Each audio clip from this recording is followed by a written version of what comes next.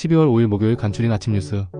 더불어민주당을 비롯한 야당이 윤석열 대통령에 대한 본격적인 탄핵 절차에 들어가면서 오는 6일 국회 본회의에서는 어떤 쪽으로든 결과가 나오게 됐다. 관건은 국회 본회의 표결에서 여당 측 이탈표가 8표 이상 나오느냐다. 여권 내에서도 윤 대통령이 큰 무리수를 뒀다는 비판이 나오고 있는 만큼 8표 정도 이탈표가 나오는 건 무리가 아니라는 관측이 나온다. 하지만 박근혜 대통령 시절 이미 탄핵의 강을 건너본 국민의힘 주류 의원들 사이에선 절대 안 된다는 기류가 흘러 극적으로 이탈표 강화에 성공할 것이란 관측도 적지 않다. 국회법에 따라 탄핵 소추안은 본회의 보고 24시간 이후 72시간 이내 의결해야 한다. 이대로라면 오는 6일 본회의 표결이 유력하다. 윤석열 대통령은 4일 새벽 계엄해제 이후 추가 입장을 내지 않고 있는 가운데 친한계에서도 탄핵은 막아야 한다는 목소리가 나오며 자진 사퇴 가능성은 낮을 것으로 전망된다. 윤 대통령은 비상계엄 해제를 선언하면서도 야당의 잇따른 탄핵과 예산안 강행 처리를 재차 비판했다. 야당의 행위가 불법이란 걸 환기하며 대통령으로서 역할을 했다는 점, 그리고 비상계엄이 정당했던 걸 강조하려는 의도라는 해석이 나온다. 거대 야당의 가로막히게 예상되는 비상계엄을 선포하면서도 이에 대한 일말의 대비보다는 대통령으로 역할을 이어가겠다는 점을 부각했다. 때문에 야권에서 요구하는 자진 사퇴를 선택할 가능성은 크지 않아 보인다. 윤석열 대통령의 비상계엄 선포에 깜짝 놀란 세계가 잇따라 한국 여행을 준비하거나 한국에 거주하는 자국민에게 주의 지침을 내리는 등 여진이 이어지고 있다. 주한 미국 대사관은 4일 통상적인 영사 업무를 임시 중단했다. 이날 주한 미국 대사관은 홈페이지에 적색 배너 메뉴로 공보를 발령하고 한국에 거주하는 미국 시민들에게 잠재적 혼란을 예상해야 한다며 당분간 집에 머물러 있을 것을 당부했다. 주요 국가들이 한국 여행 주의를 발표하면서 예정됐던 주요 비즈니스 회의가 줄줄이 취소되고 있다. 한미국 정보기술 IT 기업 관계자는 다음 주에 본사 임원이 참여하는 중요 미팅이 예정돼 있었는데 본사의 한국 방문 자제 권고 조치로 일정이 취소됐다고 말했다. 45년 만에 비상계엄을 선포했다. 해제한 윤석열 대통령이 탄핵 소추와 내란 혐의 고발 등 후폭풍에 직면했다. 한덕수 국무총리에게 국무위원 전원이 사의를 표명한 것은 물론 정진석 비서실장 등 대통령실 수석비서관급 이상 참모 전원이 사의를 나타내면서 국정 공백에 대한 우려가 제기된다. 한편 장관 전원은 이날 한 총리에게 사의를 표명했다. 이들 중 상당수는 3일 윤 대통령의 비상계엄 선포를 위한 국무회의와 사일 해제를 위한 국무회의에 참석했던 것으로 알려졌다. 한 총리를 비롯한 국무위원 대다수는 계엄 선포안이 심의된다는 사실을 사전에 알지 못했다고 한다. 윤석열 대통령에게 비상계엄을 건의한 김용현 국방부 장관은 4일 비상계엄과 관련한 모든 사태에 책임을 지고 대통령께 사의를 표명했다고 밝혔다. 김 장관은 이날 입장문을 통해 비상계엄과 관련해 국민들께 혼란을 드리고 심려를 끼친 데 대해 국방부 장관으로서 책임을 통감하고 송구스럽게 생각한다. 비상계엄과 관련해 임무를 수행한 전 장병들은 장관의 지시에 따른 것이며 모든 책임은 본인에게 있다면서 사의 표명 소식을 알렸다. 김 장관이 윤 대통령에게 계엄사령관으로 추천한 박한수 육군참모총장을 비롯해 이번 사태에서 육군사관학교 출신 4인방이 핵심적 역할을 맡은 것으로 평가된다. 김 장관 38기, 박 총장 46기, 계엄군 병력을 동원한 곽종근 육군특수전사령관 47기가 이진호, 수도방 이사령관 48기 모두 육사 출신이다. 약 6시간 만에 해제된 비상계엄. 사태를 두고 4일 온라인에서는 윤석열 정부를 향한 시민들의 날선 비판과 질타가 쏟아졌다. 동기를 이해하기 어려운 윤 대통령의 결정, 위법 소지가 다분한 대통령실 의사결정 과정을 두고 풍자가 줄을 이었다. 시민들은 이날 하룻밤 사이 벌어진 일이라고 믿기 힘든 일련의 사건을 두고 충격을 금치 못한 반응들을 사회관계망 서비스 SNS와 온라인 커뮤니티에 쏟아냈다. 한 X의 트위터 이용자가 이로써 대한민국은 현존하는 모든 세대가 한 번 이상의 쿠데타를 경험한 국가가 됐다라고 쓴 글은 이날 오전 10시 30분 기준 187만에 조회됐다. 대통령실 특수활동비와 특정 업무 경비를 전액 삭감한 야당의 감정이 상한 결과라는 추측, 김건희 여사 특검을 막을 수 없는 상황이 됐다고 판단해 강수를 둔 것이라는 의혹도 제기됐다. 비상계엄을 선포한 윤석열 대통령을 향해 내란죄 고소고발이 이어지면서 검찰이 직접 수사에 나설지 관심이 쏠린다. 내란죄는 검찰의 직접 수사 범위가 아니지만 직권남용 혐의를 적용하면 직접 수사가 가능하다. 5일 법조계에 따르면 대검찰청은 윤 대통령 내란죄에 대한 직접 수사 가능 여부를 검토하고 있다. 전날 개혁신당은 윤 대통령과 김용현 국방부 장관, 박한수 육군참모총장을 내란죄 및 직권남용죄로 고발했다. 정의당, 노동당, 녹색당도 이들을 내란죄로 고소했다. 당초 내란죄가 검찰의 직접 수사 범위가 아니기 때문에 경찰로 사건을 보낼 것이란 전망이 나왔다. 하지만 직권남용죄를 적용해 검찰이 직접 수사에 나서야 한다는 목소리도 작지 않은 상황이다. 임금 인상과 임금체불 해결, 성과급 정상화 등을 요구하며 총파업을 예고한 전국철도노동조합 철도노조의 5일 오전 첫 열차 운행 시점부터 무기한 총파업에 돌입했다. 철도노조 파업은 지난해 9월 이후 1년 3개월 만이다. 철도노조 파업에 따라 고속철도 KTX와 새마을호 등 여객열차와 화물열차 운행 감축이 시작돼 이용객 불편과 화물 운송 차질이 불가피할 것으로 보인다. 철도노조는 전날 사측코레일과 막판 실무교섭을 벌였지만 큰 견해차로 접점을 찾지 못했다. 노조 측은 이날 서울역사호선 12번 출구를 포함해 부산역 광장, 대전역 국가철도공단 앞, 경북 영주역 광장, 광주 송정역 광장 등에서 출정식을 하고 본격적인 투쟁에 돌입한다. 바다로 이뤄진 북극에서 얼음의 빙이 사라지는 때가 이르면 3년 뒤인 2027년에도 찾아올 수 있다고 과학자들이 경고했다. 지난 3월보다 최소 8년 이상 예측이 앞당겨진 것이다. 푸크케에 처음으로 얼음 없는 날이 이르면 2027만 2030년에 찾아올 것이란 컴퓨터 시뮬레이션 예측 결과를 전했다. 푸크케의 얼음 없는 상황은 푸크케 전체 얼음 면적이 한 달 평균 100만이 미만으로 줄어드는 것을 말한다. 미국 콜로라도대 알렉산드라 양 교수와 스웨덴 예테보리대 셀린 호이제 교수의 연구 결과다. 푸크 해빙은 지구상 온실가스가 늘면서 10년에 12%씩 사라지고 있다. 서울시가 해외 직구 제품들을 검사한 결과 휴대폰 케이스, 욕실화, 화장품 등에서 유해 물질이 국내 기준치를 크게 초과한 것으로 나타났다. 서울시는 12월 첫째 주 해외 직구 온라인 플랫폼 판매 제품 284건에 대한 안전성 검사 결과 총 16개 제품에서 프탈레이트계 가소제와 남유가, 크로뮴 등 중금속이 검출되는 등 국내 기준을 초과했다고 5일 밝혔다.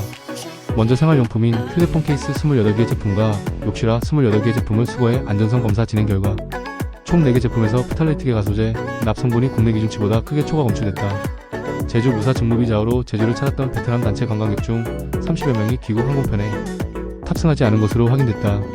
5일 제주관광공사에 따르면 지난달 14일 비에젯 항공 전세기를 타고 베트남 나트랑에서 제주로 입국한 베트남인 80여 명 중 38명이 고국으로 가는 항공편에 탑승하지 않았다. 이들 베트남인은 지난달 17일 귀국 항공편을 타기 전 마지막으로 들른 관광지에서 돌연 연락을 끊고 잠식한 것으로 파악됐다. 이들이 무사증 입국해 제주에 머물 수 있는 허가기간은 30일로 오는 14일까지다. 이 기간을 넘기면 불법 체류자 신분이 된다. 이 여파로 오는 25일부터 내년 2월 13일까지 예정돼 있던 비에젯 항공 전세기 운항 유권은 모두 취소됐다. 내년도 한국 경제에 대해 잠재 성장률 이하의 암울한 전망이 나오는 가운데 계엄령 사태와 갑작스러운 탄핵 정국으로 인해 정부의 경제정책 동력마저 크게 떨어질 것이라는 우려가 나온다. 특히 경제 컨트롤 타워인 최상목 부총리 겸 기획재정부 장관을 비롯한 윤석열 정부 2기 경제팀 전원이 사의를 표하면서 정부가 추진해왔던 경제정책들도 제동이 걸릴 가능성이 높아졌다. 5일 관계부처에 따르면 전날 예정됐던 경제관계장관 회의는 계엄령 사태로 인해 취소됐다. 당초 이 회의에서는 장기간 이어진 민간 소비 부진으로 크게 타격을 받은 소상공인에 대한 맞춤형 지원 방안이 발표될 예정이었다. 은행들의 점포 폐쇄 움직임이 가속화되는 가운데 은행들은 디지털 비대면화로 영업점 이용 수요가 줄어든 만큼 비용 효율화 차원에서 통폐합은 불가피한 흐름이라는 입장이다. 이에 따라 은행권 영업점이 매년 줄어들면서 금융당국은 공동점포를 대안으로 내세우고 있다. 다만 금융권에선 공동점포로는 처리할 수 있는 업무 영역이 제한돼 있고 비용 절감의 효과도 크게 없다는 지적이 나온다. 5일 금융권에 따르면 금융감독원과 은행권이 공동점포 등 점포 대체 수단에 대한 가이드라인을 마련할 계획이다. 금감원은 연내은행권과 태스크포스 TF를 꾸려 금융 접근성 제고 방안을 마련하겠다고 밝혔다. 비상계엄령이 해제됐지만 유통업계의 근심이 커지고 있다. 12월은 크리스마스, 연말연시 대규모 할인 행사 등으로 소비자들의 씀씀이가 커지는 시기인데 비상계엄 사태로 연중 최대 대목이 날아갈 수 있어서다. 고환율이 고물가로 이어지고 불안한 전국과 맞물리며 올해 경기 침체로 차가웠던 소비시장이 더 얼어붙을 수 있다고 우려한다. 유통업계는 계엄 사태가 해소된 것에 대해 안도하면서도 앞으로가 더 걱정이라는 입장이다. 유통업계 최대 대목인 크리스마스와 연말연시가 계엄 종국으로 사라질 가능성이 커지면서다. 특히 올가을과 겨울 따뜻한 날씨로 인해 영업을 망친 백화점 업계는 크리스마스 장식으로 외관을 꾸미는 등 연말연시를 위해 만반의 준비를 해왔다. 윤석열 대통령의 비상계엄 선언 사태는 일단락됐지만 정치와 경제 불확실성이 확대하며 최악의 경우 국가신용 등급이 강등될 수 있다는 우려가 제기된다. 우려가 현실이 되면 수출과 내수의 동시부진으로 일촉즉발의 위기 상황인 한국 경제가 경기 침체에 빠지는 직격탄이 될 전망이다. 국제신용평가사 S&P 스탠더드 앤드 푸어스 키멘탄 전무는 전날 한국의 비상계엄 사태에 대해 당장 국가신용 등급을 바꿀 정도는 아니라고 밝혔다.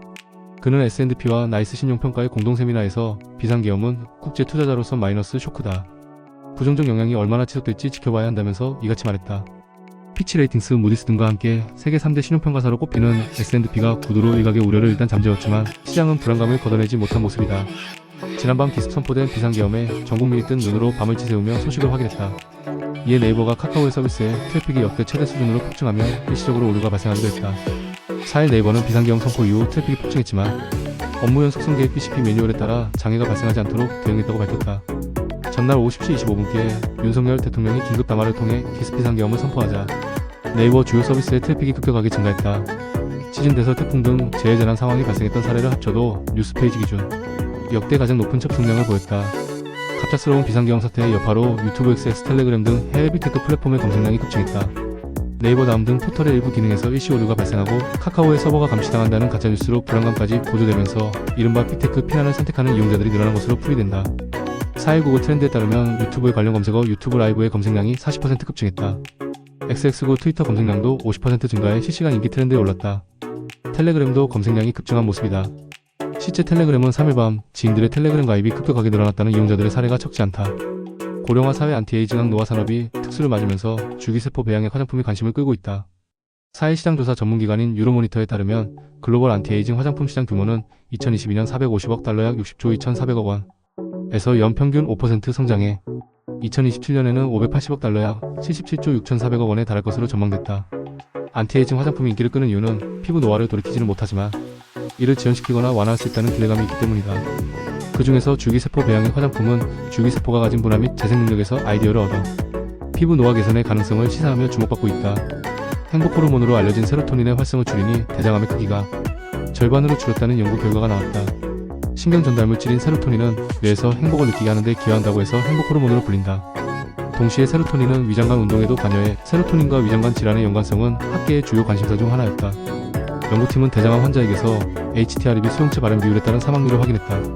그 결과 대장암 환자 중 HTRB 발현율이 50% 이상으로 높은 집단의 경우 8년 후 생존율이 0%에 가까운 반면에 상대적으로 낮은 집단은 약 60%의 생존율을 보였다.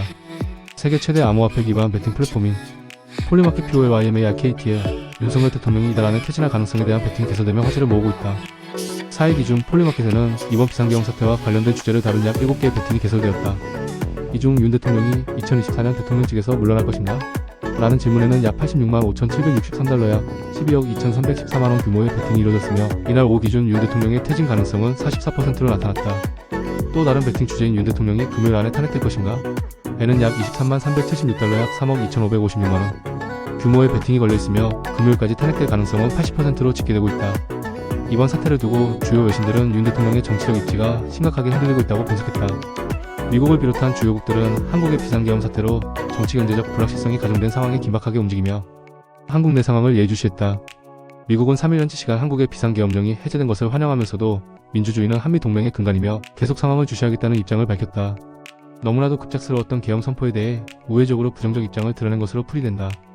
토니 블링컨 국무장관은 이날 성명에서 우리는 정치적 이견이 법치에 따라 평화적으로 해결되기를 계속 기대한다. 대한민국 국민 민주주의와 법치라는 공동 원칙에 기반한 한미동맹에 대한 지지를 재확인한다며 이같이 밝혔다.